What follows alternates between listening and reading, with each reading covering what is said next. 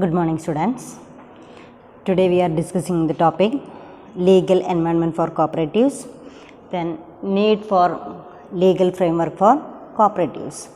Previous ക്ലാസ്സുകളിൽ നമ്മൾ corporation എന്താണെന്നും അതുപോലെ തന്നെ ഇവല്യൂഷൻ ഓഫ് കോപ്പറേറ്റീവ് മൂവ്മെൻറ്റിനെ കുറിച്ചൊക്കെ ഡിസ്കസ് ചെയ്തിരുന്നു പ്രീവിയസ് ക്ലാസ്സസിൽ. ദെൻ അവിടെ what is meant by cooperation എന്ന് പറയുന്ന ടേം നമ്മൾ കോപ്പറേറ്റീവ് തിയറിയിൽ പഠിച്ചിട്ടുണ്ട്, ലീഗൽ ഫ്രെയിംവർക്കിലും പഠിച്ചിട്ടുണ്ട്. അപ്പോൾ then what is meant by cooperation എന്ന് പറയുമ്പോൾ cooperation means work together, join together, or it is an action or process. Cooperation is an action or process for a എന്താ പറയുക common together for a common purpose. അതായത് corporation എന്ന് പറയുമ്പോൾ സഹകരണ അടിസ്ഥാനത്തിൽ പ്രവർത്തിക്കുന്ന സംരംഭത്തെയാണ് നമ്മൾ കോപ്പറേഷൻ എന്ന് പറയാം. അപ്പോൾ നമ്മൾ തിയറീസ് ഓഫ് കോപ്പറേറ്റീവ്സിലൊക്കെ വ്യക്തമായിട്ട് കോപ്പറേഷനെ കുറിച്ച് പഠിക്കുന്നുണ്ട്. അതേപോലെ തന്നെ what are the features of cooperation, importance of cooperation, objectives of cooperation, ഇതെല്ലാം കോപ്പറേറ്റീവ് തിയറീസ് ആൻഡ് പ്രാക്ടീസസിൽ പഠിക്കുന്നുണ്ട്. ഇപ്പോൾ നമ്മളിവിടെ പഠിക്കുന്ന പേപ്പറിൻ്റെ പേര് legal environment for cooperatives, enactment of laws. ഒരു സ്ഥാപനം നിലനിൽക്കണമെങ്കിൽ അതിന് ചുറ്റുപാടുമുള്ള നിയമങ്ങളെക്കുറിച്ച് വ്യക്തമായിട്ടുള്ളൊരു ധാരണ നമുക്കുണ്ടായിരിക്കണം. എങ്ങനെയാണിത് പ്രവർത്തിക്കേണ്ടത്, അതിൻ്റെ രജിസ്ട്രേഷൻ പ്രോസസ്സ്, ഇതിനെക്കുറിച്ചിട്ടുള്ള registration, administration process, winding up എന്നൊക്കെ പറയുന്ന പ്രോസസ്സുകളെക്കുറിച്ച് വ്യക്തമായിട്ട് മനസ്സിലാക്കിയിരിക്കണം. അപ്പോൾ അതിൽ ലാസ്റ്റ് ക്ലാസ്സുകളിൽ what is meant by cooperation, അതുപോലെ തന്നെ കോപ്പറേറ്റീവ് മൂവ്മെൻറ്റ്സ്, മറ്റ് രാജ്യങ്ങളിലുണ്ടായിരിക്കുന്ന കോപ്പറേറ്റീവ് മൂവ്മെൻറ്റ്സിനെ കുറിച്ചിട്ടൊക്കെ നമ്മൾ ഡിസ്കസ് ചെയ്തു. Robert Owen, father of cooperative movement എന്നൊക്കെ പറഞ്ഞിട്ട് നമ്മളതിനെക്കുറിച്ച് വിശദമായിട്ട് ഡിസ്കസ് ചെയ്ത ടോപ്പിക്കാണ്.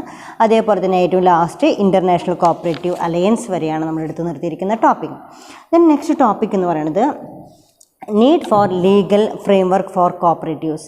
ഇത്തരത്തിലുള്ള കോപ്പറേറ്റീവ്സിനെ need for legal framework for cooperatives, legal framework എന്ന് ഉദ്ദേശിക്കുന്നത് നിയമപരമായിട്ടുള്ള സാധ്യത, നിയമപരമായിട്ട് ഉള്ള സാധ്യതകളെക്കുറിച്ചാണ്. Need for legal framework for cooperatives. കോപ്പറേറ്റീവ്സിന് ഈ നിയമ സാധ്യതകളെ കുറിച്ചിട്ടാണ് നമ്മൾ നെക്സ്റ്റ് പഠിക്കാനുള്ള ടോപ്പിക്.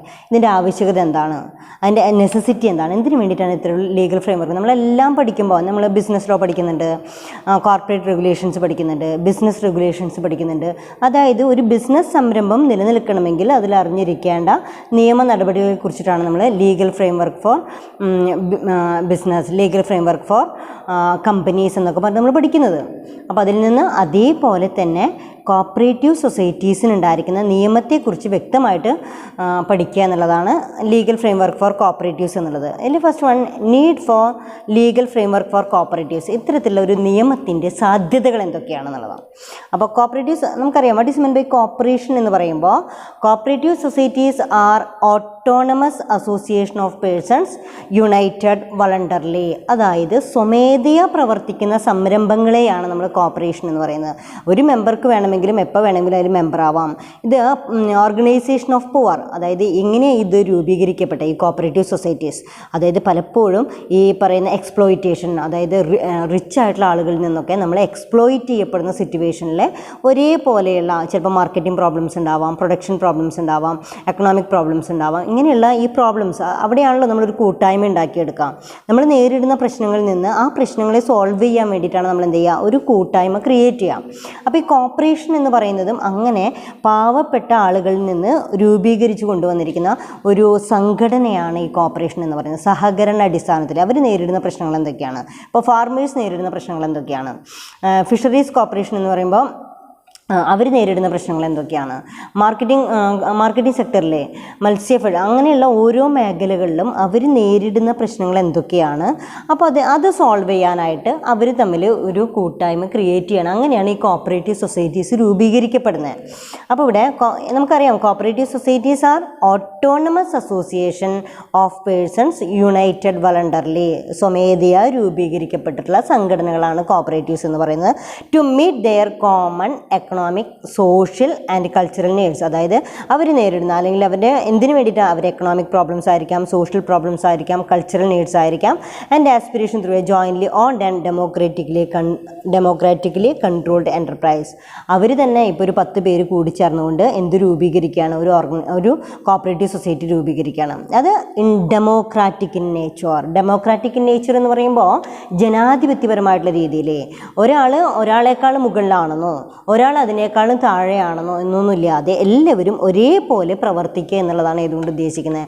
ഡെമോക്രാറ്റിക് നമ്മുടെ സമ്പദ് വ്യവസ്ഥ അല്ലെങ്കിൽ നമ്മുടെ ഗവൺമെൻറ് പ്രോസസ്സ് ഇതെല്ലാം ഡെമോക്രാറ്റിക് ഇൻ നേച്ചർ, ജനാധിപത്യപരമായിട്ടുള്ള രീതിയിലാണ്. ഈക്വൽ ഇമ്പോർട്ടൻസ് ആണ്, ഇക്വാലിറ്റിയാണ് ഇതിൻ്റെയൊക്കെ ബേസ് എന്ന് പറയുന്നത്. അപ്പോൾ ഇത്തരത്തിലുള്ള കോപ്പറേറ്റീവ്സിൻ്റെ ഡെഫിനിഷൻ നിങ്ങൾക്ക് വ്യക്തമായിട്ട് അറിയാം. Then cooperative societies are autonomous association of persons united voluntarily to meet their common economic, social and cultural needs and aspiration through a jointly owned and democratically controlled enterprise. Then next one is ഇത്തരത്തിൽ control ചെയ്യുക. Then cooperative societies are exception to this accepted premises. അതായത് നമ്മൾ നേരിടുന്ന ഈ പ്രശ്നങ്ങളിൽ നിന്നും, അതായത് ഇപ്പോൾ എൻ്റർപ്രൈസ് ഫോളോ ചില റെഗുലേഷൻസ് ഉണ്ട്. ഇപ്പോൾ ബിസിനസ് നിലനിൽക്കണമെങ്കിൽ ബിസിനസ്സിൻ്റേതായിട്ടുള്ള റെഗുലേഷൻസ് ഉണ്ട്. ഇപ്പോൾ ഏതൊരു ഫീൽഡ് എടുത്ത് നോക്കാം, ഏതൊരു ഫീൽഡിലും അവിടെ നമ്മൾ പാലിച്ചിരിക്കേണ്ട ചില നിയമങ്ങളൊക്കെ ഉണ്ട്. ആ നിയമങ്ങളിൽ നിന്ന് ആ ഗ്രൂപ്പിന് പിന്മാറാനായിട്ട് സാധിക്കില്ല. അതേപോലെ തന്നെയാണ് കോപ്പറേറ്റീവ് സൊസൈറ്റീസിനും കോപ്പറേറ്റീവ് സൊസൈറ്റീസിൻ്റേതായിട്ടുള്ള ചില നിയമസംഹിതകളൊക്കെ ഉണ്ട്. അതെല്ലാം പാലിക്കപ്പെടേണ്ടതുണ്ട്. ഒരു കാരണവശാലും ഒരു കോപ്പറേറ്റീവ് സൊസൈറ്റിക്കും ആ നിയമങ്ങളിൽ നിന്ന് പിന്മാറാനായിട്ട് സാധിക്കില്ല. Constitutional management of cooperative societies are controlled by the provisions contained in bylaw. മിക്കവാറും എല്ലാ കോപ്പറേറ്റീവ് സൊസൈറ്റീസും പ്രവർത്തിക്കുന്നത് അതിൻ്റെ ബൈലോസ് അനുസരിച്ചായിരിക്കും, അതിൻ്റെ നിയമസംഹിതകൾ അനുസരിച്ചായിരിക്കും. അതിന് പുറമെ to adopt bylaws streamline the functions of the society. ഒരു കമ്പനി അല്ലെങ്കിൽ ഒരു കോപ്പറേറ്റീവ് സൊസൈറ്റി എങ്ങനെയാണ് ഫോം ചെയ്യേണ്ടത്, എങ്ങനെയാണ് അതിൻ്റെ അഡ്മിനിസ്ട്രേറ്റീവ് പ്രോസസ്സ്, ഇതിനെക്കുറിച്ചൊക്കെ വ്യക്തമാക്കുന്നതാണ് ആ കമ്പനിയുടെ ബൈലോ എന്ന് പറയുന്നത്. ഇതിനിവിടെ അതിന് പുറമെ തന്നെ besides bylaw, cooperative act, rules, court decisions എല്ലാം നമ്മൾ നോക്കിയിരിക്കണം. പിന്നെ പറയാവുന്നത് എന്താണെന്ന് വെച്ച് കഴിഞ്ഞാൽ law is defined as binding customs or practice of community, a rule of conduct or action prescribed for normally recognised as a binding or enforced by a controlling authority.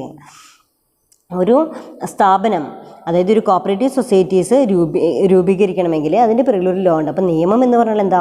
Binding custom or practice of A community. എങ്ങനെയാണ് നടത്തപ്പെടേണ്ടത് എന്ന് പറയുന്നത്, എങ്ങനെയാണ് ഒരു ഇൻഡിവിജ്വൽസിനുള്ള restrictions, എങ്ങനെയാണ് ഒരു സ്ഥാപനത്തിലുള്ള, എങ്ങനെയാണ് ഒരു കമ്മ്യൂണിറ്റിയിൽ നമ്മൾ പ്രവർത്തിക്കേണ്ടതെന്നുള്ള ഇതിനൊക്കെ ഉപരി ഇതിൻ്റെ അപ്പുറത്തേക്ക് നമുക്ക് ചെയ്യാനായിട്ട് സാധിക്കില്ല എന്ന് പറയുന്നതാണ് അതിൻ്റെ ലോ എന്ന് പറയുന്നത്. Law is defined as binding custom or practice of A community, a rule of conduct or action prescribed for or formally recognized as a binding or enforced by a controlling authority.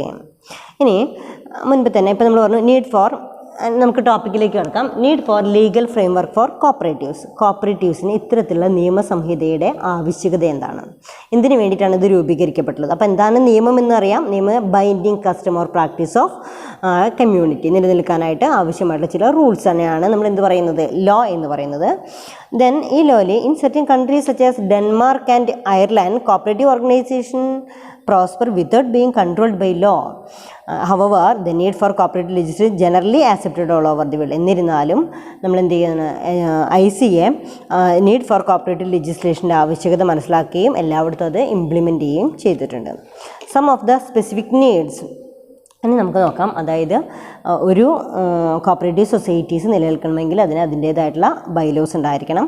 അതുപോലെ തന്നെ cooperative act പ്രകാരം പറഞ്ഞിരിക്കുന്ന ചില നിയമസംഹിതകൾ ഉണ്ടായിരിക്കണം. ഇതെല്ലാം അടങ്ങിയിട്ടുള്ളതാണ് എന്ത് പറയണത്, cooperative legal framework for cooperatives എന്ന് പറയുന്നത്. അപ്പോൾ some of the specific needs served by the cooperative law, ഇതിൻ്റെ ആവശ്യകത ചിലപ്പോൾ ഒരു 4 മാർക്സിൻ്റെ ക്വസ്റ്റ്യനൊക്കെ നമുക്ക് ഇവിടുന്ന് എക്സ്പെക്റ്റ് ചെയ്യാം. Then need for legal framework for കോപ്പറേറ്റീവ്സിന് ഇതിൻ്റെ നിയമസംഹിതയുടെ ആവശ്യമുണ്ടോ എന്ന് ചോദിക്കുമ്പോൾ first one is cooperative law gives the cooperative society the status of a legal entity. First point is it gives legal entity. ഈ പോയിന്റ് നമുക്ക് പ്രൊവൈഡ് ചെയ്യുന്നത് ഫസ്റ്റ് പോയിന്റ് നമുക്ക് എടുക്കാം. It provides legal entity.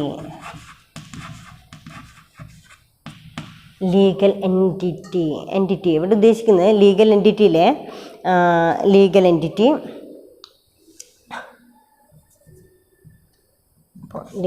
It provides legal entity. ഈ legal entity എന്ന് പറയുമ്പോൾ ഒരു legal existence, അതാണ് ഉദ്ദേശിക്കുന്നത് legal entity. Cooperative law gives the cooperative society the status of a legal entity. അതായത് ഇത് കോപ്പറേറ്റീവ് ആണ് എന്നുള്ളതും കോപ്പറേറ്റീവ് സൊസൈറ്റിക്ക് അതിൻ്റേതായിട്ടുള്ള ഒരു സ്റ്റാറ്റസ് ക്രിയേറ്റ് ചെയ്യാണ് ലീഗൽ എൻറ്റിറ്റി നിയമപരമായിട്ട്. ഇതൊരു കോപ്പറേറ്റീവ് സൊസൈറ്റിയാണ്, കോപ്പറേറ്റീവ് സൊസൈറ്റിക്ക് അതിൻ്റേതായിട്ടുള്ള ഭരണഘടനയുണ്ട്. അങ്ങനെ ഒരു സെപ്പറേറ്റ് ലീഗൽ എൻറ്റിറ്റി ക്രിയേറ്റ് ചെയ്യാനായിട്ട് എന്ത് സഹായിക്കുന്നുണ്ട്, ഈ ലീഗൽ ഫ്രെയിംവർക്ക് സഹായിക്കുന്നുണ്ട്. അതാണ് first point. Cooperative law gives the cooperative society the status of the legal entity. Clear ആയിട്ടുണ്ടാവും. It provides legal entity to the cooperatives. കോപ്പറേറ്റീവ്സിന് നിയമപരമായിട്ട് ഒരു അസ്തിത്വം ഉണ്ടാക്കിയെടുക്കുകയാണ് ചെയ്യുന്നത്. ഇപ്പോൾ നമ്മളൊരു കമ്പനീസ് ആക്ട് പ്രകാരം, കമ്പനീസ് ആക്ട് 2013 പ്രകാരം ഒരു കമ്പനി രജിസ്റ്റർ ചെയ്ത് കഴിഞ്ഞാൽ then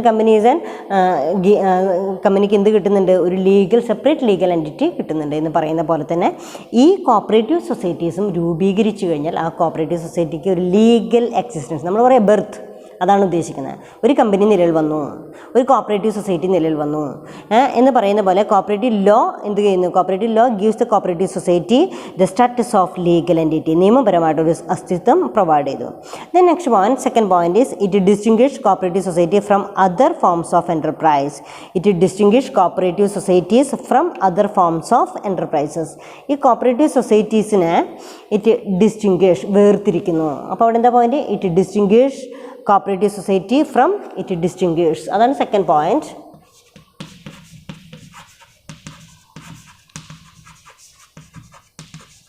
It distinguishes cooperative society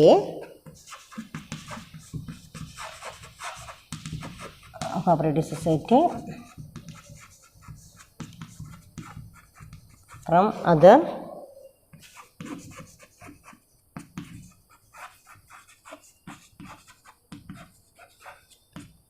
enterprise. Then second പോയിന്റിൽ ഇപ്പോൾ നമ്മൾ പറയുന്നത് എന്താ പറയുക, importance of legal framework. Cooperative സൊസൈറ്റിക്ക് നിയമപരമായിട്ടുള്ള അതിൻ്റെ സാധ്യതകൾ എന്തൊക്കെയാണ്. ഫസ്റ്റ് വൺ, ഇങ്ങനെയൊരു ലീഗൽ ഫ്രെയിം വർക്ക് ഉണ്ടെങ്കിൽ അതൊരു സെപ്പറേറ്റ് എൻറ്റിറ്റി ക്രിയേറ്റ് ചെയ്തു. Second point, it distinguish the cooperative society from other businesses or other enterprises. മറ്റുള്ള സംരംഭങ്ങളിൽ നിന്ന് വ്യത്യസ്തമായിട്ട് നിലനിൽക്കാനായിട്ട് സാധിക്കുന്നു. നമ്മൾ പഠിച്ചിട്ടുണ്ട് മുൻപുള്ള പ്രീവിയസ് ക്ലാസ്സുകളിലൊക്കെ different types of economic activities, different types of business organisations, ഇതൊക്കെ പഠിച്ചിട്ടുണ്ടല്ലോ. അപ്പോൾ അതിൽ different types of business organisation പഠിക്കുമ്പോൾ നമ്മൾ ആദ്യം one of the activities called sole proprietorship, then second one is partnership, third one is joint stock companies, fourth one is joint Hindu family system, and last one is cooperative societies or corporation എന്നൊക്കെ പറഞ്ഞ് പഠിച്ചിട്ടുണ്ട്. അപ്പോൾ ഇതിൽ ഓരോന്നിനും അതിൻ്റേതായിട്ടുള്ള existence ഉണ്ടെന്നാണ് പറയാം. അപ്പോൾ ഓരോന്നിനും അതിൻ്റേതായിട്ടുള്ള എക്സിസ്റ്റൻസ് ഉണ്ടെന്ന് പറയുമ്പോൾ ഫസ്റ്റ് പോയിന്റ്, ഒരു സോൾ ട്രേഡർ എങ്ങനെയായിരിക്കണം, സോൾ ട്രേഡ് പാലിച്ചിരിക്കേണ്ട നിയമങ്ങൾ എന്തൊക്കെയാണ്. Second one is partnership, 2 or more persons are join together for creation of profit. ലാഭമുണ്ടാക്കുന്നതിന് വേണ്ടി ഒരുമിച്ച് പ്രവർത്തിക്കുക എന്നുള്ളതാണ് ഇതിൻ്റെ ഉദ്ദേശം, പാർട്ട്ണർഷിപ്പ് ഫേമുകളുടെയൊക്കെ ഉദ്ദേശം. തേർഡ് വൺ പറയുന്നത് ജോയിൻറ്റ് സ്റ്റോക്ക് കമ്പനീസ് എന്ന് പറയുന്നത് ദെൻ സെപ്പറേറ്റ് ആയിട്ടുള്ളൊരു സെക്ടറാണ്. അതേപോലെ തന്നെ joint family system, joint Hindu family system എന്ന് പറയുന്നത് സെപ്പറേറ്റ് ബിസിനസ് എക്കണോമിക് ആക്ടിവിറ്റി ആയിട്ട് നമുക്ക് കൺസിഡർ ചെയ്യാം. അപ്പോൾ അതുപോലെ തന്നെ അതിലൊരു പാർട്ടാണ് ഇത് കോപ്പറേറ്റീവ് സൊസൈറ്റി എന്ന് പറയുന്നത്. It distinguish cooperative societies from other forms of enterprises. മറ്റുള്ള സംരംഭങ്ങളിൽ നിന്ന് കോപ്പറേറ്റീവ് സൊസൈറ്റീസിനെ വേറിട്ട് നിർത്തുക എന്ന് പറയുന്നത് അതിൻ്റെ പിറകിലുള്ള ബൈലോ ആണ്, അതിൻ്റെ പിറകിലുള്ള കോപ്പറേറ്റീവ് സൊസൈറ്റീസ് ആക്റ്റാണ്. കോപ്പറേറ്റീവ് സൊസൈറ്റീസ് ആക്ട് 1904 പഠിക്കുന്നുണ്ട്. കോപ്പറേറ്റീവ് സൊസൈറ്റീസ് ആക്ട് അതുപോലെ തന്നെ 12 അതേപോലെ തന്നെ കേരള കോപ്പറേറ്റീവ് സൊസൈറ്റീസ് ആക്ട് 1969 നമ്മൾ എന്ത് പറയുന്നുണ്ട്, ഒരു കോപ്പറേറ്റീവ് സൊസൈറ്റി എങ്ങനെയാണ് പ്രവർത്തിക്കേണ്ടത്, പിന്നെ ICA അത് ഇൻട്രൊഡ്യൂസ് ചെയ്യുന്ന ചില പ്രിൻസിപ്പിൾസ് ഉണ്ട്. ഇങ്ങനെയൊക്കെയാണ് ഒരു കോപ്പറേറ്റീവ് സൊസൈറ്റീസ് പ്രവർത്തിക്കേണ്ടത്. അപ്പോൾ സെക്കൻഡ് പോയിന്റിൽ പറയുന്നത് it distinguishes the cooperative society from other business organisation, from other organisation. മറ്റുള്ള ഓർഗനൈസേഷനിൽ നിന്ന് കോപ്പറേറ്റീവ് സൊസൈറ്റീസിനെ വ്യത്യസ്തമാക്കുന്ന ഒന്നാണ് അവിടെ എന്ത്, കോപ്പറേറ്റീവ് ലോ. കാരണം നിയമം എന്ന് പറയുന്നത് അതിന് മാത്രം അപ്ലിക്കബിളാണ്, കോപ്പറേറ്റീവ് സൊസൈറ്റീസിന് മാത്രം അപ്ലിക്കബിൾ ആയിട്ടുള്ളതാണ്. Third one, then as an artificial person cooperative society become eligible for several advantages, privileges and benefit under various statute. അവിടെ as an artificial person cooperative society become eligible for several advantages as an artificial person. നമുക്കറിയാം cooperative society ഒരു artificial person ആണ്, നമ്മളൊരു വ്യക്തിയല്ല. Artificial person, companies and artificial person, cooperative societies and artificial person, ഇങ്ങനെയൊക്കെ പറയുന്നത് എന്താ, വ്യത്യസ്തമായിട്ടുള്ള ഒരു ആർട്ടിഫിഷ്യൽ പേഴ്സണാലിറ്റി നമ്മൾ കമ്പനിയുടേതായിട്ടുള്ള പേരിൽ അറിയപ്പെടുന്നു. ഒരു സൊസൈറ്റി മൾട്ടി കോപ്പറേറ്റീവ് സൊസൈറ്റി അറിയുന്നില്ല, cooperative, then urban cooperative bank, ഇങ്ങനെയൊക്കെ പറയുമ്പോൾ ഓരോ കോപ്പറേറ്റീവ്സും പ്രൈമറി കോപ്പറേറ്റീവ് സൊസൈറ്റി ഇതൊക്കെ നമ്മൾ കേൾക്കുന്നുണ്ട്. അപ്പോൾ ഈ കോപ്പറേറ്റീവ് സൊസൈറ്റിക്ക് സെപ്പറേറ്റ് ലീഗൽ എൻറ്റിറ്റി കൊടുക്കുന്നുണ്ട്. So it is also called as artificial personality. അത് അവിടെയുള്ള ചെയർമാൻ്റെ പേരിലോ മറ്റ് മെമ്പേഴ്സിൻ്റെ പേരിലോ ഒന്നല്ല അറിയപ്പെടുന്നത്. ആ കമ്പനി അറിയപ്പെടുന്നത്, അതല്ലെങ്കിൽ ആ കോപ്പറേറ്റീവ് സൊസൈറ്റി അറിയപ്പെടുന്നത് ആ കോപ്പറേറ്റീവ് സൊസൈറ്റിയുടെ അതേ പേരിൽ തന്നെയാണ് അത് അറിയപ്പെടുന്നത്. So it is an artificial personality ഉണ്ട്. So it get some advantage. Then cooperative society some advantages എന്ന് പറയുന്നത് it gets cooperative society gets privileges, ചില പ്രിവിലേജസ് അതിന് അവൈലബിൾ ആണ്. Privileges and benefits. അപ്പോൾ ശരിക്കും പറയുകയാണെന്ന് വെച്ചാൽ ലീഗൽ നമ്മൾ ചോദിക്കുന്നത് ലീഗൽ ഫ്രെയിംവർക്കിൻ്റെ ആവശ്യകതയുണ്ടോ എന്നാണ് ചോദിക്കുന്നത്. ലീഗൽ ഫ്രെയിംവർക്കിൻ്റെ ആവശ്യകതയുണ്ട്. First one, it provides legal entity, it create separate legal entity, it distinguish cooperative society from other enterprises. ഇങ്ങനെ ഒരു കോപ്പറേറ്റീവ് നിയമം ഉള്ളത് കൊണ്ടാണ് തീർച്ചയായിട്ടും മറ്റുള്ള സംരംഭങ്ങളിൽ നിന്ന് കോപ്പറേറ്റീവ് സൊസൈറ്റീസിനെ നമുക്ക് മാറ്റിയെടുക്കാനായിട്ട്, ഇതാണ് കോപ്പറേറ്റീവ് സൊസൈറ്റി എന്ന് പറയാനായിട്ട് സാധിക്കുന്നത്. Third one, the cooperative societies gets privileges and benefits. പലതരത്തിലുള്ള പ്രിവിലേജസും ബെനിഫിറ്റ്സും കോപ്പറേറ്റീവ് സൊസൈറ്റീസിന് ലഭ്യമാണ്. Then cooperative law provides clarity to the cooperatives. അടുത്ത point, cooperative law provides. Then fourth point, cooperative law provides clarity. Cooperative law provides clarity to the cooperatives, clarity to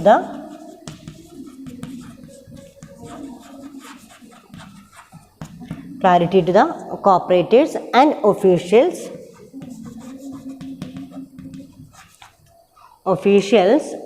public,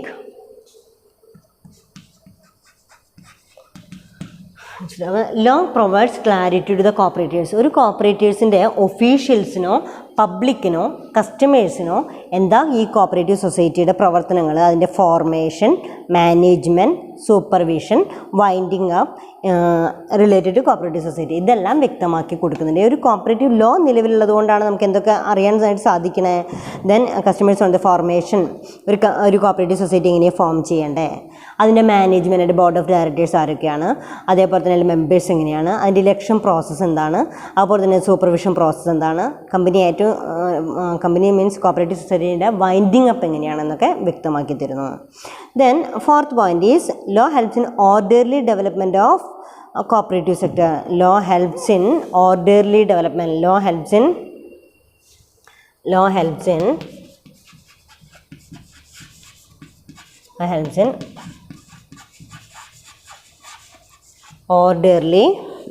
in orderly development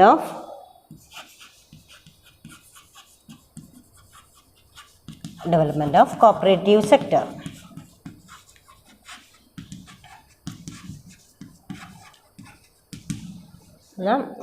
Then fifth point is law helps in orderly development of cooperative sector.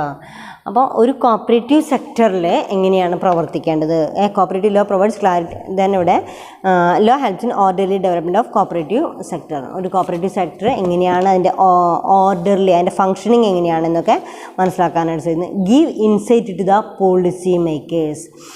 Then ഇവിടെ policy makers എന്ന് പറഞ്ഞാൽ എന്താ, policy, general guidelines, അതാണ് അതിൻ്റെ meaning. Policy means general guidelines. ഇപ്പോൾ ഒരു സ്ഥാപനം നടത്തിക്കൊണ്ട് പോകണമെങ്കിൽ അവരെന്ത് ചെയ്തിരിക്കണം, ഗീവ് ഇൻസൈറ്റ് ടു, ഇവിടെ പറയുന്നുണ്ട് give insight to the policy makers in decision, അതാ പറയുന്നുള്ളൂ. ഗീവ് ഇൻസൈറ്റ് ടു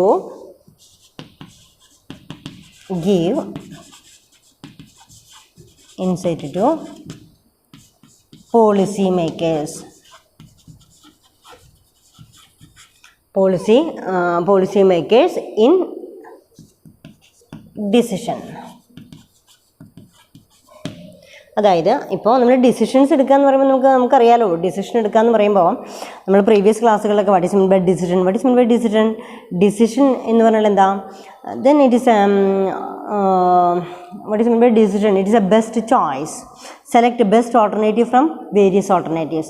ഒരുപാട് ചോയ്സസ് ഉള്ളപ്പോഴാണ് നമുക്ക് കൺഫ്യൂഷൻ അല്ലേ. അപ്പോൾ അവിടെ what is meant by decision എന്ന് ചോദിക്കുമ്പോൾ then selection of best one from the alternatives. ഒരുപാട് ഓൾട്ടർനേറ്റീവ്സിൽ നിന്ന് ശരിയായിട്ടുള്ള ഒന്നിനെ തിരഞ്ഞെടുക്കുന്നതിനെയാണ് ഡിസിഷൻ മേക്കിംഗ് പ്രോസസ്സ് എന്ന് പറയുന്നത്. അപ്പോൾ നമ്മുടെ ജീവിതത്തിൽ എപ്പോഴും ഒരുപാട് ഡിസിഷൻസ് നമ്മൾ എടുക്കേണ്ടി വരിക. പ്രത്യേകിച്ചും ചെറിയ നമുക്ക് ഡിഫറെൻറ്റ് ടൈപ്സ് ഓഫ് ഡിസിഷൻസ് ഒക്കെ നമ്മൾ പഠിച്ചിട്ടുണ്ട്. ഇവിടെ ശരിക്കും ഒരു അഡ്മിനിസ്ട്രേറ്റീവ് പ്രോസസ്സിലേക്ക് വരുമ്പോഴേക്കും ഡിസിഷൻ ഈസ് വെരി ഇമ്പോർട്ടൻറ്റ് അല്ലേ. തീരുമാനങ്ങൾ എടുക്കുക അല്ലെങ്കിൽ ഒരു പോളിസി ക്രിയേറ്റ് ചെയ്യുക എന്നൊക്കെ പറയുമ്പോൾ അതൊരു ഡിഫിക്കൽട്ട് പ്രോസസ്സാണ്.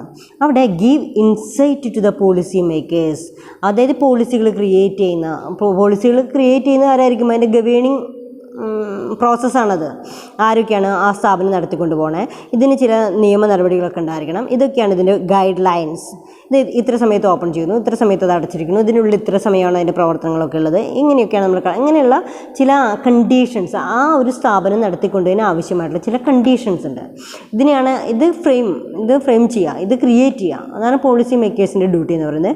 Give insight to the policy makers, ഒരു ഉൾക്കാഴ്ച ഉണ്ടാക്കി കൊടുക്കുക. Makers in making decision on social development activities through cooperative societies. അതായത് give insight to the policy makers in making decision on social development activities through cooperative societies. അതായത് social development activities, നമ്മൾ ചെയ്യുന്ന ഓരോ പ്രവർത്തനങ്ങളും സൊസൈറ്റിക്ക് ഉപകാരപ്രദമാവുന്ന രീതിയിലായിരിക്കണം എന്ന് ത്രൂ കോപ്പറേറ്റീവ് സൊസൈറ്റീസ്, ജനനന്മയ്ക്ക് വേണ്ടി പ്രവർത്തിക്കുന്ന കോപ്പറേറ്റീവ് സൊസൈറ്റീസ്, അതിനാവശ്യമായിട്ടുള്ള പോളിസീസ് ക്രിയേറ്റ് ചെയ്യാം. അതായത് ഇപ്പം നമുക്കറിയാലോ, ഇപ്പോൾ ഓരോ പ്രോബ്ലംസ് വരുമ്പോഴും അതിൽ ഓരോന്നിൻ്റെയും, അതായത് നാച്ചുറൽ ഡെവലപ്മെൻറ്റിന് വേണ്ടിയിട്ട്, രാജ്യത്തിൻ്റെ നന്മയ്ക്ക് വേണ്ടിയിട്ട്, ഒരു സൊസൈറ്റിയുടെ ഡെവലപ്മെൻറ്റിന് വേണ്ടിയിട്ട് പലതരത്തിലും കോപ്പറേറ്റീവ് സൊസൈറ്റീസ് ഹെൽപ്പ് ചെയ്യുന്നുണ്ട്. അപ്പോൾ ഈ കോപ്പറേറ്റീവ് സൊസൈറ്റീസിന് അത് ഹെൽപ്പ് ചെയ്യുമ്പോൾ അവർക്ക് അത്തരത്തിലുള്ള പോളിസികൾ ക്രിയേറ്റ് ചെയ്യണമെങ്കിൽ ദെൻ അതിൻ്റെ പിറകിൽ അതിനൊരു ബൈലോ ഉണ്ടായിരിക്കണം, അതിനൊരു നിയമസംഹിത ഉണ്ടായിരിക്കണം, ഇതെങ്ങനെയാണ് പ്രവർത്തിക്കേണ്ടതെന്ന് പറയുന്നത്.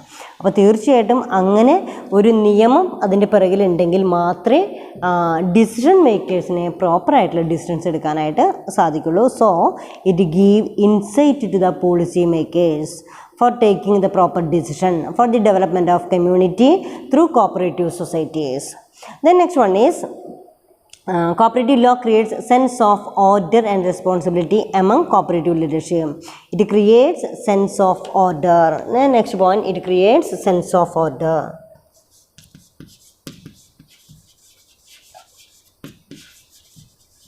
Sense of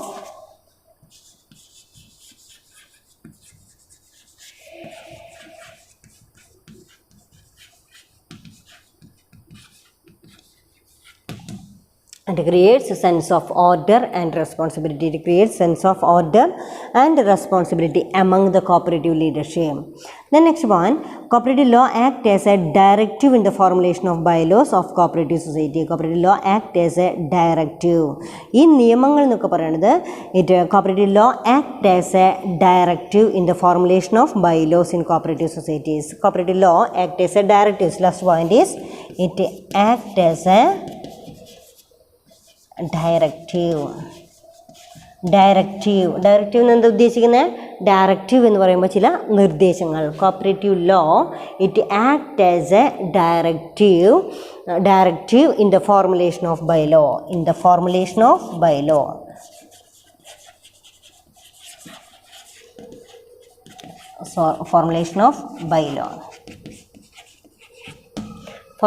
bylaw എന്ന് പറഞ്ഞാൽ എന്താ? ചില നിയമസംഹിതകൾ ആ സ്ഥാപനം, അതായത് ബൈലോ എന്ന് പറയുന്ന കോപ്പറേറ്റീവ് സൊസൈറ്റീസൊക്കെ ഒരു ബൈലോ പ്രിപ്പയർ ചെയ്തിരിക്കണം. അതായത് ഇപ്പം നമ്മൾ മെമ്മോറാണ്ടം ഓഫ് അസോസിയേഷൻ എന്നൊക്കെ പറയുന്നത് ഒരു കമ്പനിയുടെ എങ്ങനെയാണ് പ്രവർത്തിക്കേണ്ടതെന്നൊക്കെ പറയുന്നതിൻ്റെ നിയമത്തെയാണ് മെമ്മോറാണ്ടം ഓഫ് അസോസിയേഷൻ എന്നൊക്കെ പറയുന്ന പോലെ തന്നെ കോപ്പറേറ്റീവ് സൊസൈറ്റീസിൻ്റെ ബൈലോ എന്ന് പറയുന്നത് അവിടെ കോപ്പറേറ്റീവ് സൊസൈറ്റി പ്രവർത്തിക്കേണ്ട നിയമസംഹിതയാണ്. ഇതെങ്ങനെ പ്രിപ്പയർ ചെയ്യണേ? ഇത് പ്രിപ്പയർ ചെയ്യണമെങ്കിൽ cooperative principles or cooperative law act as A directive.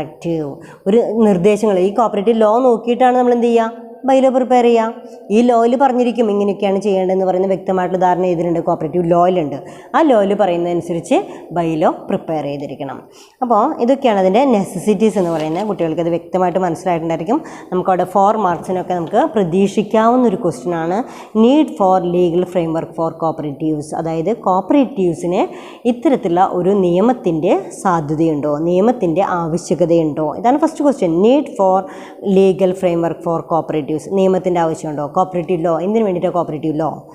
നമ്മൾ പറഞ്ഞു ലെജിസ്ലേഷൻ എന്ന് പറഞ്ഞാൽ എന്താ? ഇനാക്ട്മെൻറ്റ് ഓഫ് ലോസ്. നിയമങ്ങൾ നടപ്പിലാക്കുന്നതിനെയാണ് എന്ത് പറയുക? അത് ഇനാക്ട്മെൻറ്റ് ഓഫ് ലോസിനെയാണ് നമ്മൾ എന്താ പറയുക? ലെജിസ്ലേഷൻ എന്നൊക്കെ പറയുന്നത്. ഇത്തരത്തിലുള്ള ഒരു നിയമസംഹിതയുടെ ആവശ്യമുണ്ട്. ഇതാണ് question.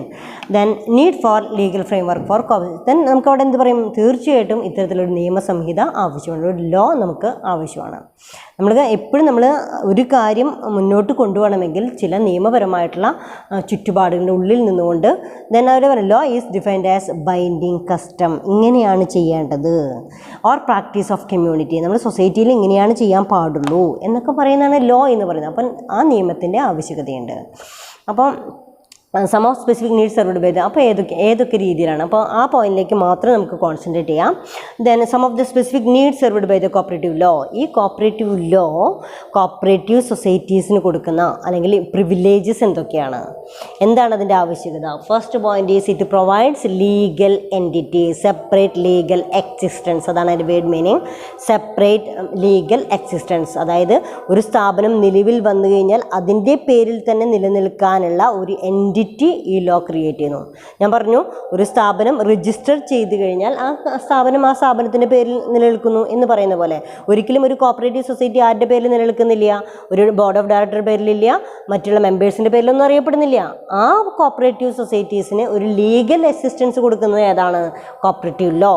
Then first point is it provides legal entity to the cooperatives. Okay. Then second point is it distinguishes the cooperative society from other cooperatives or enterprises. മറ്റ് സ്ഥാപനങ്ങളിൽ നിന്ന് തികച്ചും വ്യത്യസ്തമായിട്ടുള്ള it distinguishes cooperative society from other enterprises. മറ്റുള്ള business, അതായത് trade ഇതായിരിക്കാം, public sectors ആയിരിക്കാം, joint stock companies ആയിരിക്കാം, പാർട്ട്ണർഷിപ്പ് ഫേമുകളായിരിക്കാം. ഇത്തരത്തിലുള്ള ബിസിനസ് ഓർഗനൈസേഷനിൽ നിന്ന് ഇത് കോപ്പറേറ്റീവ് സൊസൈറ്റിയാണ് എന്ന് സെപ്പറേറ്റ് ചെയ്യുന്നത് ഈ ലോ പ്രകാരമാണ്. ലീഗൽ ഫ്രെയിംവർക്ക് ഫോർ കോപ്പറേറ്റീവ്സ് എന്ന് പറയുന്ന ലോയാണ് അതിനെ ഡിസ്റ്റിങ്വിഷ് ചെയ്യുന്നത്, വേർതിരിക്കുന്നത്. Then it gets privileges and benefits എന്ന് പറയുന്നുണ്ട്. അതിൽ ആസ് എൻ ആർട്ടിഫിഷ്യൽ പേഴ്സൺ ഒരു കോപ്പറേറ്റീവ് സൊസൈറ്റി ഒരു ആർട്ടിഫിഷ്യൽ പേഴ്സൺ ആണെങ്കിൽ ഈ പറയുന്ന പ്രിവിലേജസും ബെനിഫിറ്റ്സ് എല്ലാം അതിന് അവൈലബിൾ ആണ്. ഡിഫറെൻറ്റ് സ്റ്റാറ്റ്യൂട്ടിൽ പറഞ്ഞിരിക്കുന്ന എല്ലാം അവൈലബിൾ ആണ്. Then next point is law helps in orderly development of cooperative sector. ഓരോ കോപ്പറേറ്റീവ് സെക്ടേഴ്സും വ്യക്തമായിട്ട് law helps in orderly development of cooperative. ഒരു സ്ട്രക്ചർ, ഒരു ഓർഡർലി എങ്ങനെയാണ് പെർഫോം ചെയ്യുക, എങ്ങനെയാണ് അതിൻ്റെ ഫോർമേഷൻ, എങ്ങനെയാണ് ഒരു കോപ്പറേറ്റീവ് സൊസൈറ്റി ഫോം ചെയ്യുക, എങ്ങനെയാണ് അവിടുത്തെ ഇലക്ഷൻ പ്രോസസ്സ്, എങ്ങനെയാണ് അതിൻ്റെ മെമ്പർഷിപ്പ്, അതിൻ്റെ ഇലക്ഷൻ എന്താണ്, അതിൻ്റെ എത്രമാത്രം അതിൻ്റെ ക്വാറം, അതൊക്കെ നമ്മൾ തീരുമാനിച്ചു. അതിൻ്റെ meeting, general body meeting, then election പ്രോസസ്സുകളെ പറഞ്ഞു, അതിൻ്റെ അഡ്മിനിസ്ട്രേറ്റീവ് പ്രോസസ്സുകളെ പറഞ്ഞു. പിന്നെ അതുപോലെ തന്നെ അതിൻ്റെ സൂപ്പർവിഷൻ പ്രോസസ്സുകൾ, winding up process, liquidation process, ഇതെല്ലാം പ്രൊവൈഡ് ചെയ്യുന്നത് ലോ പ്രൊവൈഡ്സ്. അവിടെ അത്തരം കാര്യങ്ങൾ. പിന്നെ it provides clarity to the cooperatives, officials and public.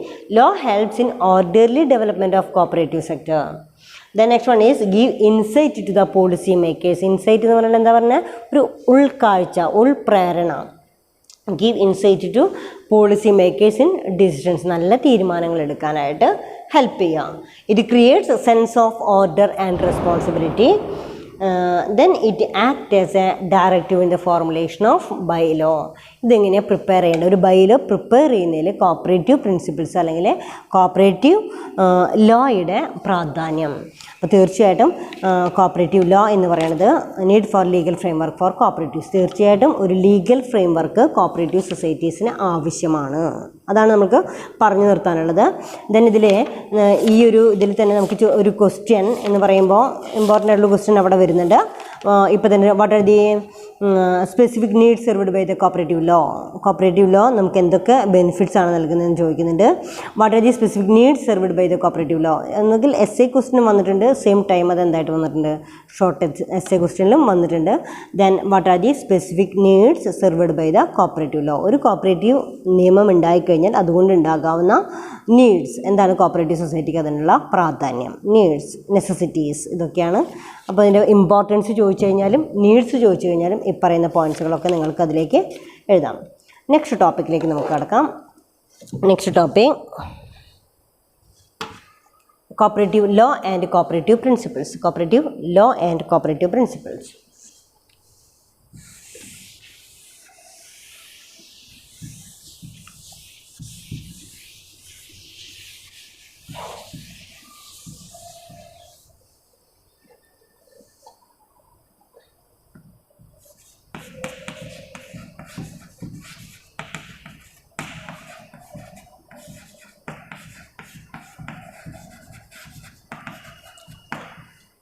Cooperative law and പ്രിൻസിപ്പിൾസിലെ ഇവല്യൂഷൻ ഓഫ് കോപ്പറേറ്റീവ്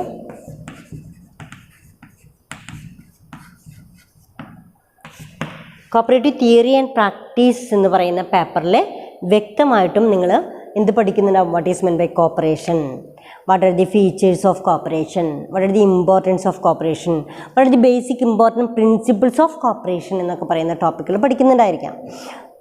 ദെൻ അതിൽ ഇവിടെ നമ്മൾ പഠിക്കുന്ന എപ്പോഴും ഒരു ലീഗൽ ഫ്രെയിം വർക്കാണ്, അതിൻ്റെ ഇവല്യൂഷൻ എന്തൊക്കെയാണ് എന്നൊക്കെ പറയുന്നതാണ് അതിൻ്റെ അതിൽ പഠിക്കുന്നത്. First one is evolution of cooperative principles. എങ്ങനെയാണ് ഈ കോപ്പറേറ്റീവ് പ്രിൻസിപ്പിൾസ് രൂപീകരിക്കപ്പെട്ടിട്ടുള്ളത്? Cooperative law and cooperative principles എന്ന് പറയുന്നത് എന്താണ്? കോപ്പറേറ്റീവ് ലോ എന്താണ്, നിയമം, അതുപോലെ തന്നെ എന്താണ് കോപ്പറേറ്റീവ് പ്രിൻസിപ്പിൾസ് എന്നാണ് പറയുന്നത്. അപ്പോൾ അതിൽ first one is then as a social organisation cooperative societies are committed to its members, customers, society at large and other stakeholders. തീർച്ചയായിട്ടും ഒരു കോപ്പറേറ്റീവ് ഓർഗനൈസേഷൻ എന്ന് പറയുന്ന രീതിയിൽ പ്രവർത്തിക്കുമ്പോൾ തീർച്ചയായിട്ടും അവിടെ മെയിൻ എയിം എന്ന് പറയുന്നത് to protect the interest of stakeholders. ഏതൊരു സ്ഥാപനത്തിൽ നമ്മൾ ആ സ്ഥാപനം നിലനിൽക്കുമ്പോൾ ആദ്യം പറയുന്ന പോയിൻ്റാണിത്, to protect the interest of stakeholders. Who are the stakeholders? who are interested in that topic, that is called as stakeholders. ആരാണോ ആ ടോപ്പിക്കുമായിട്ട് താല്പര്യം കാണിക്കുന്നത്, കോപ്പറേറ്റീവ് സൊസൈറ്റീൻ്റെ കാര്യങ്ങളെക്കുറിച്ച് അറിയാൻ ആഗ്രഹിക്കുന്നവരാരൊക്കെ ആയിരിക്കാം, അല്ലെങ്കിൽ അതിന് പിറകിൽ പ്രവർത്തിക്കുന്നവരാരൊക്കെ ആയിരിക്കാം, അവരെയാണ് നമ്മൾ എന്താ പറയുക, മെമ്പേഴ്സ് ആയിരിക്കാം, committed to its members, customers, society, പിന്നെ അതുപോലെ തന്നെ ക്രെഡിറ്റേഴ്സ്, സപ്ലയേഴ്സ്, ഇഷ്ടംപോലെ ആളുകൾ അതുമായിട്ട് റിലേറ്റഡ് ആയിരിക്കും, അവരെയാണ് നമ്മൾ എന്ത് പറയുക, സ്റ്റേക്ക് ഹോൾഡേഴ്സ് എന്ന് പറയാം. Unlike most of the other social enterprise like public sector undertaking trade unions, cartels, cooperative societies follow certain principles known as cooperative principles and guidelines for the functioning. അതായത് cooperative society follow certain principles. അപ്പോൾ കഴിഞ്ഞ ക്ലാസ്സുകളിൽ നമ്മൾ മുൻപ് പറഞ്ഞിട്ടുണ്ട്, അതിലേക്കാണ് വരുന്നത്. എന്താണ് അതിൻ്റെ കോപ്പറേറ്റീവ് പ്രിൻസിപ്പിൾസ് രൂപീകരിച്ചിട്ടുള്ളത് എന്താണ്? അപ്പോൾ ഈ ഇവല്യൂഷൻ ഓഫ് കോപ്പറേറ്റീവ് സൊസൈറ്റീസ് അതിലേക്കാണ് വരുന്നത്. It was a Rochdale pioneers who first formulated the cooperative principle. ഹിസ്റ്ററിയിൽ പഠിച്ചു റോക്ക്ഡെയിൽ പൈനിയേഴ്സ് ഹിസ്റ്ററിയിൽ നമ്മൾ പഠിക്കുമ്പോൾ ഈ റോക്ക്ഡെയിൽ അവിടെ ഇവല്യൂഷൻ ഓഫ് കോപ്പറേറ്റീവ് സൊസൈറ്റിയിലെ റോക്ക്ഡെയിൽ ഇൻ ഇംഗ്ലണ്ടിലുള്ള ഒരു വില്ലേജിൻ്റെ പേരാണ് ഇത് റോക്ക്ഡെയിൽ എന്ന് പറയുന്നത്. അവിടെ 28 വീവേഴ്സ് എന്ന് പറയുമ്പോൾ 28 ഈ കൈത്തറി തുന്നൽ അതുമായി ബന്ധപ്പെട്ട വീവേഴ്സ് എല്ലാം കൂടിച്ചേർന്ന് ഉണ്ടാക്കിയിരിക്കുന്ന ഒരു സൊസൈറ്റിയാണ് എന്ത് പറയുന്നത്, ദെൻ കോപ്പറേറ്റീവ് സൊസൈറ്റി ആയിട്ട് first successful cooperative society in the world പഠിച്ചതാണ് നമ്മൾ കഴിഞ്ഞ ക്ലാസ്സിലെ. അതായത് കോപ്പറേറ്റീവ് സെക്ടറിലെ ഏറ്റവും വിജയിച്ചിട്ടുള്ള കോപ്പറേറ്റീവ് സൊസൈറ്റി എന്ന് പറയുന്നത് Rochdale society of equitable pioneers. ഓർക്കണ്ടോ? അതിൻ്റെ ബർത്ത് പ്ലേസ് എവിടെയാണ്? ഇംഗ്ലണ്ടിലാണ്. ഇംഗ്ലണ്ടിലെ റോക്ക്ഡെയിൽ എന്ന് പറയുന്ന സ്ഥലത്ത് 28 വീവേഴ്സ് കൂടി ചേർന്നുകൊണ്ട് പ്രവർത്തിച്ചിട്ടുള്ള ഒരു ഫസ്റ്റ് സൊസൈറ്റിയാണ് ഇത്, Rochdale society of equitable pioneers എന്ന് പറയുന്ന സൊസൈറ്റി. ഇംഗ്ലണ്ടിൽ റോക്ക്ഡെയിൽ എന്ന് പറയുന്ന സ്ഥലത്താണ്. It is the first successful cooperative society in the world. അതാണ് അവരുടെ പ്രവർത്തനങ്ങൾ എന്ന് പറയുമ്പോൾ butter, sugar, flour, oat meals and few candles, അതൊക്കെ പ്രീവിയസ് ക്ലാസ്സുകളിൽ നമ്മൾ ഡിസ്കസ് ചെയ്തിട്ടുള്ള ടോപ്പിക്കാണ്. ദെൻ അത്രയാണ് നമുക്കതിൽ പറയാനുള്ളത്. അപ്പോൾ ഇവിടെ പറയുന്നത് ഇവല്യൂഷനാണ് അല്ലേ. അപ്പോൾ ഇവല്യൂഷനിലേക്ക് വരുമ്പോൾ Rochdale pioneers first formulate the cooperative principle. First cooperative principles നമുക്ക് കൊണ്ടുവന്നിരിക്കുന്നത് റോക്ക്ഡെയിൽ പൈനിയേഴ്സ് ആണ്. They felt that experiments of Robert Owen fail to withstand the test of the challenges faced on because these experiments lacked specific guidelines principles. ആണോ. അതിനുശേഷം പിന്നീട് ഈ Rochdale pioneers അതേപോലെ തന്നെ നമ്മൾ കണ്ടുപിടിക്കുകയാണ് ചെയ്തത്. അപ്പോൾ നമുക്ക് നെക്സ്റ്റ് ഇവല്യൂഷനിലേക്ക് കടക്കാം. ഇവല്യൂഷനിൽ നമുക്കൊരു സ്ട്രക്ചറായിട്ട് നമുക്കതിനെ പഠിക്കാം. International cooperative alliance 1937 is the first time officially adopted cooperative principles which are known as Rockdale principles. They are given below. അതായത് first one international cooperative alliance 1937. ICA ഒരു ബോഡിയാണ്, ഒരു ഓർഗനൈസേഷൻ ആണെന്നൊക്കെ നമ്മൾ പറഞ്ഞു. It is a non government organisation ആണെന്നൊക്കെ പറഞ്ഞു. ICA ആദ്യം ICA formulate international cooperative alliance in 1937 accepted cooperative principle. രാജ്യമൊട്ടാകെ first time officially adopted cooperative principles. കണ്ടോ, ആദ്യം ICA 1937 adopted cooperative principles. Adopted cooperative principles adopt ചെയ്തു ഈ ഫസ്റ്റ്. ആൻഡ് ദെൻ ഈ cooperative principles ICA 1937 ആദ്യമായിട്ട് ICA അംഗീകരിച്ചിരിക്കുകയാണ്. എന്ത് ഈ കോപ്പറേറ്റീവ് പ്രിൻസിപ്പിൾസ് അംഗീകരിച്ചിരിക്കുകയാണ് ചെയ്യുന്നത്. Which are known as Rochdale principles. ഇതിനെ എന്തെന്നുള്ള പേരിലാണ് അറിയപ്പെടുന്നത്? Rochdale principles. കണ്ടോ, റോക്ക്ഡെയിൽ പ്രിൻസിപ്പിൾസ് എന്നുള്ള പേരിലാണ് അറിയപ്പെടുന്നത്. അപ്പോൾ കോപ്പറേറ്റീവ് പ്രിൻസിപ്പിൾസ് ഇങ്ങനെയാണ് ഒരു സ്ഥാപനം പ്രവർത്തിക്കേണ്ടതെന്ന് പറയുമ്പോൾ ചില തത്വങ്ങൾ, പ്രിൻസിപ്പിൾസ്. ഈ പ്രിൻസിപ്പിൾസ് ICA അംഗീകരിച്ചിട്ടുള്ള ഏത് വർഷമാണ്? 1937 ICA അംഗീകരിച്ചിരിക്കുന്നത്. Which are known as Rochdale principles. They are given below എന്ന് പറയുമ്പോൾ ഏതൊക്കെയായിരിക്കും? Open membership, democratic control, distribution of surplus in proportion to trade, payment of limited interest on capital, political and religious neutrality, cash trading, promotion of education. അതായത് ഈ Rochdale pioneers ഏറ്റവും best എക്സാമ്പിളാണ്, cooperative സൊസൈറ്റിക്കുള്ള best എക്സാമ്പിളാണ് Rochdale pioneers എന്ന് പറയുന്ന Rochdale society for. നമ്മൾ ആ പേരിൽ പഠിച്ചിട്ടുള്ളത് Rochdale. First one is Rochdale society for of equitable pioneers എന്ന് പറയുന്ന പേരിൽ Rochdale society successful cooperative societies ആണ്. ദെൻ ഇവിടെ ഈ ഫസ്റ്റ് കണ്ടോ, ഇത് ഫസ്റ്റ് കോപ്പറേറ്റീവ്,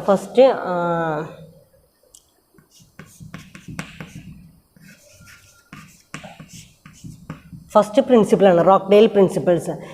ICA അഡോപ്റ്റഡ്. കണ്ടോ, 1937 ICA adopted cooperative principles from Rochdale എന്ന് പറയുന്ന വീവേഴ്സിൻ്റെ സൊസൈറ്റിയിൽ നിന്ന് എടുത്തിരുന്നു. So it is also called as Rochdale principles.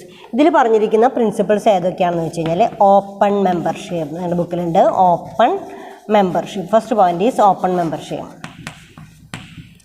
Second point is democratic control. One man, one vote. Democratic control. Open membership ആണ് democratic control. Distribution of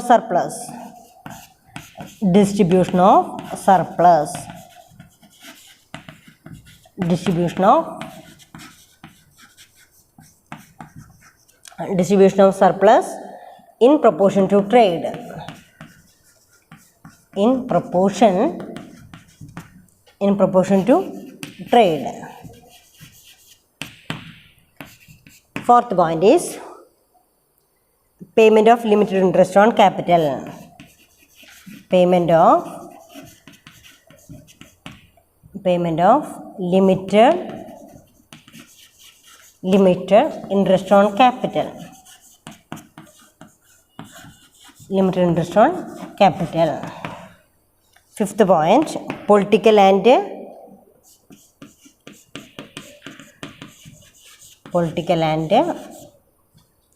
religious neutrality.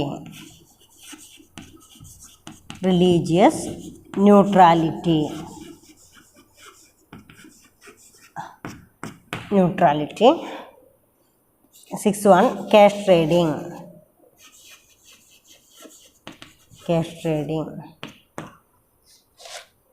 Seventh one, promotion of education. Promotion of education. അപ്പോൾ കുട്ടികൾ മനസ്സിലാക്കേണ്ടത് ഈ പോയിന്റിൽ ഇപ്പോൾ നമുക്ക് evolution of cooperative പ്രിൻസിപ്പിൾസാണ്. ഇന്നും നമ്മൾ 7 പ്രിൻസിപ്പിൾസാണ് ഇന്ന് നമ്മൾ അഡോപ്റ്റ് ചെയ്യുന്ന കോപ്പറേറ്റീവ് പ്രിൻസിപ്പിൾസ് എന്ന് പറയുന്നത്. 1995 ICA അംഗീകരിച്ചിരിക്കുന്ന പ്രിൻസിപ്പിളാണ് കോപ്പറേറ്റീവ് പ്രിൻസിപ്പിൾസ് എന്നുള്ള പേരിൽ അറിയപ്പെടുന്നത്. പക്ഷേ ഇതിനൊരു ഒറിജിൻ ഉണ്ടായിരിക്കുമല്ലോ. 1995 ഈ കോപ്പറേറ്റീവ് പ്രിൻസിപ്പിൾസ് നമ്മൾ അംഗീകരിക്കണമെങ്കിൽ ഒരു ഹിസ്റ്ററി, അതിൻ്റെ ഇവല്യൂഷൻ ഉണ്ടായിരിക്കും. അപ്പോൾ അതാണ് ICA international cooperative alliance 1937 1937 international cooperative alliance adopted cooperative principles from Rochdale society or equitable basis എന്ന് പറയുന്ന റോക്ക്ഡെയിൽ സൊസൈറ്റിയുടെ 7 പ്രിൻസിപ്പിൾസാണ് ICA ആദ്യമായിട്ട് കോപ്പറേറ്റീവ് സൊസൈറ്റിയുടെ പ്രിൻസിപ്പിളായിട്ട് അംഗീകരിച്ചിരിക്കുന്നത്. തീർച്ചയായിട്ടും ICA അങ്ങനെ അംഗീകരിച്ചു കഴിഞ്ഞാൽ എല്ലാ കോപ്പറേറ്റീവ് സൊസൈറ്റീസും ഇന്ന് ഏത് അംഗീകരിക്കേണ്ടതായിട്ട് വരും? ആ നിയമത്തിൻ്റെ കീഴിൽ വരും. ഈ പറയുന്ന പ്രിൻസിപ്പിൾസ് അനുസരിച്ച് മാത്രമേ കോപ്പറേറ്റീവ് സൊസൈറ്റീസ് ഫങ്ഷൻ ചെയ്യാൻ പറ്റുള്ളൂ. അപ്പോൾ ആദ്യം 1937 ഇങ്ങനെ ഒരു പ്രിൻസിപ്പിൾസ് അഡോപ്റ്റ് ചെയ്തു. 1964 ദെൻ അവിടെ ഒരു കമ്മിറ്റി ഫോം ചെയ്തുകൊണ്ട് വീണ്ടും അതിന്ന് ഒരു പ്രിൻസിപ്പിൾ മാറ്റി 6 പ്രിൻസിപ്പിൾസായിട്ട് വീണ്ടും രൂപാന്തരപ്പെട്ടു. അതിനുശേഷം 1995 ഇന്നും 7 പ്രിൻസിപ്പിൾസായിട്ട് നിലനിൽക്കുന്നത്. അപ്പോൾ ചിലപ്പോൾ നമുക്ക് എന്തൊക്കെ ക്വസ്റ്റ്യൻസ് അവിടെ നിന്ന് പ്രതീക്ഷിക്കാം? ഫസ്റ്റ് റോക്ക്ഡെയിൽ പ്രിൻസിപ്പിൾസ് ഇത് ചോദിക്കാം. ഈ റോക്ക്ഡെയിൽ പ്രിൻസിപ്പിൾസ് എന്ന് പറയുന്ന ക്വസ്റ്റ്യൻ ചോദിച്ചു കഴിഞ്ഞാൽ ഈ 7 പോയിൻറ്റ്സ് എഴുതിയിരിക്കണം. അതേപോലെ തന്നെ DG കാർവേ കമ്മിറ്റിയുടെ റിപ്പോർട്ട് അനുസരിച്ച് 1964 അത് 6 പ്രിൻസിപ്പിൾസായിട്ട് 7 പ്രിൻസിപ്പിൾസിനെ ഒന്നുകൂടെ ചുരുക്കി 6 പ്രിൻസിപ്പിൾസാക്കി മാറ്റി. വീണ്ടും അതെന്ത് ചെയ്തു? 1995 ഇന്ന് നമ്മൾ അഡോപ്റ്റ് ചെയ്യുന്ന പ്രിൻസിപ്പിൾസിലേക്ക് വന്നത്. അപ്പോൾ 3 ക്വസ്റ്റ്യൻസ് അവിടെ പ്രതീക്ഷിക്കാം. ഒരു ക്വസ്റ്റ്യൻ എന്ന് പറയുന്ന റോക്ക്ഡെയിൽ പ്രിൻസിപ്പിൾസ് 1937, പിന്നെ DG കാർവേ കമ്മിറ്റിയുടെ 6 പ്രിൻസിപ്പിൾസ് ഓഫ് കോപ്പറേറ്റീവ്സിന് വേണ്ടിയിട്ടുള്ള 6 പ്രിൻസിപ്പിൾസ്. അപ്പോൾ ആദ്യം 7, പിന്നെ 6, പിന്നെ 7 ഈ സ്ട്രക്ചറിലാണ് നമ്മൾ അതിൻ്റെ ഇവല്യൂഷനിലേക്ക് പോകേണ്ടത്. അപ്പോൾ അതിനുശേഷം ആദ്യം നമുക്ക് ഫസ്റ്റ് 6 പ്രിൻസിപ്പിൾസ് ഡീറ്റെയിൽ ആയിട്ടൊന്നും പഠിക്കാനില്ല, കുറച്ച് കാര്യങ്ങൾ മാത്രം നമുക്ക് അറിഞ്ഞാൽ മതി. Then first one is ICA adopted 1930 the first cooperative principle. കണ്ടോ, ആദ്യമായിട്ട് രൂപീകരിച്ചത്. നമ്മൾ പറഞ്ഞു ഫസ്റ്റ് സക്സസ്ഫുൾ കോപ്പറേറ്റീവ് സൊസൈറ്റിയാണ് ഏത്? റോക്ക്ഡെയിൽ പ്രിൻസിപ്പിൾസ് എന്ന് പറയുന്നതാണ് ഫസ്റ്റ് സക്സസ്ഫുൾ സൊസൈറ്റി. അതെന്നാണ് നമ്മൾ ഏതെടുത്തിരിക്കുന്നത്? റോക്ക്ഡെയിൽ പ്രിൻസിപ്പിൾസ് കടമെടുത്തിരിക്കുന്നത്. അതിൽ first one is open membership. ആർക്ക് വേണമെങ്കിലും കോപ്പറേറ്റീവ് സൊസൈറ്റിയുടെ മെമ്പർ ആവാം. അവിടെ നമുക്ക് റിലീജിയസ് ആയിട്ടുള്ള വേർതിരിവില്ല. There is no discrimination related to power, economic power, status, education. Then there is no discrimination. ആർക്ക് വേണമെങ്കിലും എന്താവാം? മെമ്പറായിരിക്കാം. Second one is democratic control. 1 man 1 vote irrespective of shares held by the members. ഒരു member എടുത്തിരിക്കുന്ന അതിൽ നിന്ന് വ്യത്യസ്തമായിട്ട് ഇത്രയാണ്. Then democratic control, 1 man 1 vote. ഇതാണ് ജനാധിപത്യമായിട്ടുള്ള രീതിയിലാണ് നമ്മളത് ചെയ്യുന്നത്. 1 man 1 vote. കണ്ടോ, 1 man 1 vote. Then next one is distribution of surplus in proportion to trade. Distribution of surplus in proportion to trade. Surplus എന്ന് വേർഡാണ് ഉപയോഗിക്കുക, അല്ലാതെ ഏതല്ല പ്രോഫിറ്റ് ക്രിയേഷൻ എന്ന് പറയുന്ന വേർഡല്ല. Then next one is distribution of surplus in proportion to trade. അവർ ചെയ്യുന്ന ട്രേഡിംഗ് ആക്ടിവിറ്റീസിൻ്റെ സർപ്ലസ് ആയിരിക്കും ആർക്ക് ഡിസ്ട്രിബ്യൂട്ട് ചെയ്യപ്പെടുക? കോപ്പറേറ്റീവ്സിലേക്ക് ഡിസ്ട്രിബ്യൂട്ട് ചെയ്യപ്പെടാം. Then payment of limited interest on capital. Payment of limited interest അല്ലാതെ വളരെ ലിമിറ്റഡ് ആയിട്ടുള്ള ഇൻട്രസ്റ്റ് മാത്രമാണ് ക്യാപിറ്റൽ കോൺട്രിബ്യൂഷന് വേണ്ടി പ്രൊവൈഡ് ചെയ്യുന്നുള്ളൂ. Political and religious neutrality. അവിടെ എന്തില്ല? രാഷ്ട്രീയപരമായിട്ടോ മതപരമായിട്ടോ ഒരു ഇമ്പോർട്ടൻസ് കൊടുക്കുന്നില്ല. So it is a neutrality, neutral പൊസിഷനാണ്. ഒന്നിനും പ്രത്യേകിച്ച് ഇമ്പോർട്ടൻസ് കൊടുക്കുന്നില്ല എന്നുള്ളതാണ് political and religious neutrality. Then cash trading, cash transactions ആണ്, ട്രേഡിങ് ആക്ടിവിറ്റിയാണ്. Promotion of education. ഓരോരുത്തരെയും കോപ്പറേറ്റീവ് സൊസൈറ്റി എന്താണ്, അതിൻ്റെ പ്രിൻസിപ്പിൾസ് എന്താണ്, അതിൻ്റെ അഡ്മിനിസ്ട്രേഷൻ പ്രോസസ്സ് എന്താണ്, ഇങ്ങനെ ഓരോ മെമ്പേഴ്സിനെയും എഡ്യൂക്കേറ്റ് ചെയ്യുക എന്ന് പറയുന്നതും ഇപ്പോൾ നമ്മൾ പഠിക്കുന്നുണ്ട് എന്താ കോപ്പറേറ്റീവ് സൊസൈറ്റി. ഇതേപോലെ എഡ്യൂക്കേഷൻ എന്ന് പറയുന്നതും അതിൻ്റെ വൺ ഓഫ് ദി പ്രിൻസിപ്പിളാണ്. These principles are also known as Rochdale principles എന്നുള്ള പേരിൽ അറിയപ്പെടുന്നു. ഇനി നമുക്ക് വിശദമായിട്ട് പഠിക്കാനുള്ളത് ഏതാണെന്ന് വെച്ച് കഴിഞ്ഞാൽ cooperative identity, what is meant by value, definition and cooperative principles. അത് അടുത്ത ക്ലാസ്സിൽ നമുക്ക് വിശദമായിട്ട് പഠിക്കാം. ഇപ്പോൾ നമ്മൾ ഇന്ന് എടുത്തതിനെ കുറിച്ച് നമുക്കൊരു സമ്മറിയിലേക്ക് കടക്കാം. വളരെ കുറച്ച് ഏരിയാസ് മാത്രമേ എടുത്തിട്ടുള്ളൂ. Need for legal framework for cooperatives സമ്മറിയാണ്. എന്താണ് ലീഗൽ ഫ്രെയിംവർക്ക് എന്ന് പറയുമ്പോൾ? കോപ്പറേറ്റീവ് ലോ എന്ന് പറഞ്ഞത് എന്താണ്? അതിൻ്റെ എക്സിസ്റ്റൻസിൻ്റെ ആവശ്യകത എന്താണ്? തീർച്ചയായിട്ടും ഒരു കോപ്പറേറ്റീവ് ലോ നമുക്ക് ആവശ്യമുണ്ട്. ഒരു 7-8 പോയിന്റ് നമ്മൾ അതിലൂടെ കടന്നുപോയി. ലീഗൽ എൻറ്റിറ്റി വേണം. It distinguish from other enterprises. then it gives some privileges etc. then it provides clarity to the officials, and also law helps in orderly development of cooperative sector, and it give insight to policy makers. Policy create ചെയ്യുന്നവർക്ക് cooperative law creates a sense of order and responsibility, and cooperative law act as a directive in the formulation of bylaws and cooperative societies. These are the necessity or need for legal framework. Then last cooperative and evolution of cooperatives. 3 stages ആണ് നമ്മൾ പഠിക്കേണ്ടത്. അതിൽ first stage 1937, next 1964, then 1995. ഇങ്ങനെയാണ് evolution പഠിക്കേണ്ടത്. അപ്പോൾ നമ്മൾ first സ്റ്റേജിലേക്ക് മാത്രമേ വന്നിട്ടുള്ളൂ. ഫസ്റ്റ് സ്റ്റേജിൽ 1937 പ്രകാരം ആദ്യമായിട്ട് international cooperative alliance adopted cooperative principles from cooperative society, Rockdale Society. These principles are also known as Rockdale principles എന്നുള്ള പേരിലാണ് അറിയപ്പെടുന്നത്. അതും 7 പ്രിൻസിപ്പിൾസ് ആണുള്ളത്. ഈ 7 പ്രിൻസിപ്പിൾസിൽ open membership, democratic control, distribution of surplus, payment of limited interest on capital, political and religious neutrality, cash trading and promotion of education. തീർച്ചയായിട്ടും കുട്ടികൾ നന്നായിട്ട് ടെക്സ്റ്റ് ബുക്ക് വായിച്ചിരിക്കണം.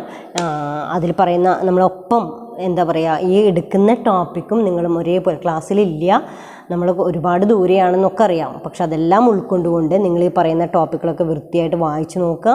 എന്തെങ്കിലും സംശയങ്ങളുണ്ടെങ്കിൽ നമ്മുടെ ഇൻട്രാക്ഷൻ പീരീഡിൽ നമുക്ക് ക്ലിയർ ചെയ്യാം. അപ്പോൾ തീർച്ചയായിട്ടും നമ്മൾ ആ രീതിയിലൊന്നും കൂടെ കമ്മ്യൂണിക്കേഷൻ ഇഫക്റ്റീവായിട്ട് എടുത്തിട്ട് നമുക്കത് വളരെ നല്ല രീതിയിൽ പഠിച്ച് മുന്നോട്ട് പോകാനായിട്ട് സാധിക്കും. Okay, thank you all.